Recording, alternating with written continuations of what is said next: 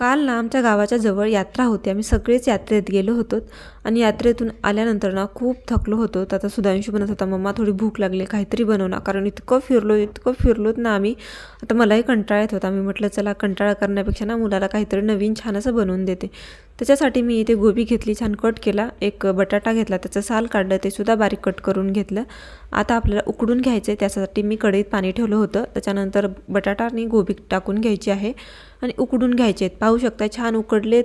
त्याच्यानंतर मॅशरने मॅश करून घेतलं आणि आता आपल्याला छान अशी फोडणी द्यायची. त्याच्यासाठी मी तीच कढई ठेवलेली आहे. त्याच्यामध्ये 1 चमचा तेल घालायचं, अर्धा चमचा जिरे घालायचं, त्याच्यानंतर लाल तिखट अर्धा चमचा घालायचं. तुमच्या चवीनुसार तुम्ही कमी जास्त करू शकता. त्याच्यानंतर टाकायचं पाणी, अर्धा ग्लास पाणी टाकलेलं आहे मी.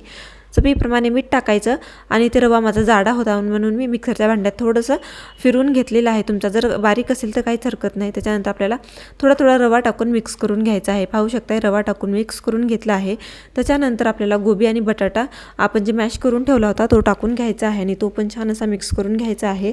मिठाची चव बघायचं, जर कमी असेल तर थोडंसं तुम्ही टाकू शकता आणि छान असं मिक्स करून घ्यायचं आहे. वरून भरपूर सारी कोथिंबीर टाकायची आहे आणि ती कोथिंबीरसुद्धा आतमध्ये मिक्स करून घ्यायची आहे. आता आपल्याला 2 मिनटं झाकण ठेवून वाफवून घ्यायचं आहे. वाफवल्यानंतर ना इथे पाहू शकता अशा प्रकारे एक मी रोल बनवून घेते. रोल अशा प्रकारे पाहू शकता.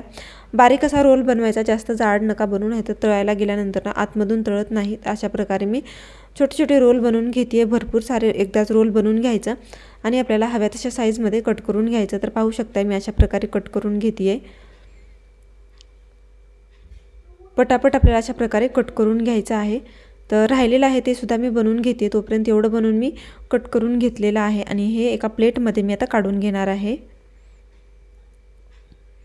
पाहू शकता मस्त असे तयार झालेले आहेत. आता भरपूर सारं बनवून घेतले मी इथे. त्याच्यानंतर तेल गरम करायला ठेवलं होतं. गरम तेलामध्ये आपल्याला हे टाकायचे आहेत आणि दोन्ही आलटून पलटून सगळीकडून आपल्याला अशा प्रकारे तळून घ्यायचं आहे. गॅसची फ्लेम थोड्या वेळाने ना स्लो करा, म्हणजे आतून पण छान असं तळेल आणि बाहेरून पण छान असं तळेल. पाहू शकताय मी सगळीकडे फिरून वगैरे एकदम कलर छान येईपर्यंत तळून घेतलेला आहे. आता हे रेडी झालेलं आहे. बाहेर काढून घेऊयात. तर तेल आपल्याला पूर्ण अशा प्रकारे गाळून घ्यायचं आहे, त्याच्यानंतर बाहेर काढायचं आहे. तर जे राहिलेलं आहे ते सुद्धा मी अशाच प्रकारे तळून घेणार आहे आणि सगळी रेसिपी जे आहे आपली तयार झालेली आहे. ही रेसिपी मला 10 ते 15 मिनटं लागले आहेत बनवायला. तर खूप झटपट इझी होते आणि टेस्टला खूप मस्त लागते. नक्की ट्राय करा. व्हिडिओ आवडला असेल तर लाईक, शेअर आणि सबस्क्राईब करा. Bye bye.